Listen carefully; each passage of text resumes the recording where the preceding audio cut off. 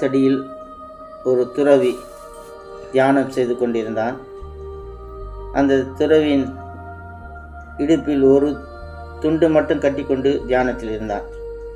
அந்த ஊரை ஆண்ட அரசன் ஒரு நாள் பெரிய சேனையுடன் அடுத்த நாட்டின் மீது படையெடுத்து சண்டை போட வழியாக போய்கொண்டிருந்தார். போகும் வழியில் அரசன் அந்த துறவியை பார்த்து விட்டார். துறவி மீது சிறிய துண்டை தவிர வேறு ஆடை இல்லை. குளிரில் நடுங்கியபடியே தியானம் செய்து கொண்டிருந்தார். அவரை பார்த்த அரசன், ஐயோ பாவம், இந்த துறவி குளிரில் இப்படி உட்கார்ந்திருக்கிறாரே, அவர் குளிரை போக்க நான் எனது மேலாடையை அவர் போர்த்தி விடுகிறேன் என்று கூறியபடி தன் பட்டாலான மேல் போர்வையால் துறவியின் உடலை குளிரிலிருந்து காப்பாற்ற போர்த்தி விட்டார். துறவி கண் திறந்து பார்த்தபோது அரசன் நின்று கொண்டிருந்தார். துறவி அரசனை பார்த்து, இப்போது நீர் எங்கே உமது பரிவாரங்களோடு போகிறீர் என கேட்டார். அதற்கு அரசன், அடுத்த நாட்டு அரசன் மீது படையெடுக்கப் போகிறேன் என்றார். துறவி எதற்கு என கேட்டார். அந்த நாட்டுடன் சண்டையிட்டு அங்குள்ள செல்வங்களை கொண்டு வந்து எனது நாட்டை மேலும் மேன்மைப்படுத்தி சிறப்பாக ஆளப்போகிறேன், மக்களுக்கு இன்னும் பல நன்மைகளை செய்யப்போகிறேன் என்று பெருமையாக கூறினார். இதை கேட்ட துறவி, அப்படியா என கூறி அரசனை பார்த்து, உண்மையிலேயே நீதான் ஒரு ஏழை பிச்சைக்கார அரசன் போலும்.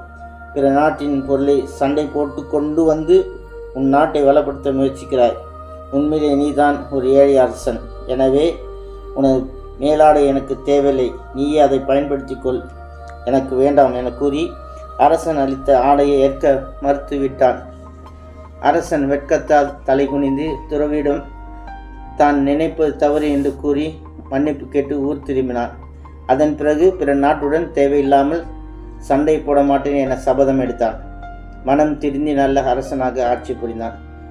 சிறுவர்களே, தேவையில்லாமல் நாம் சில சமயங்களில் மற்றவர்களின் காரியங்களில் தலையிட்டு அவமானம் அடைகிறோம். ஆகையால் நல்லவர்களாக நாம் விலக வேண்டுமானால் நமக்கு கிடைக்கும் நேரம், பொருள் ஆகியவற்றை நல்ல முறையில் பயன்படுத்தி நல்ல பெயர் எடுத்து மற்றவர்களை நேசித்து நல்ல பிள்ளையாக வாழ வேண்டும்.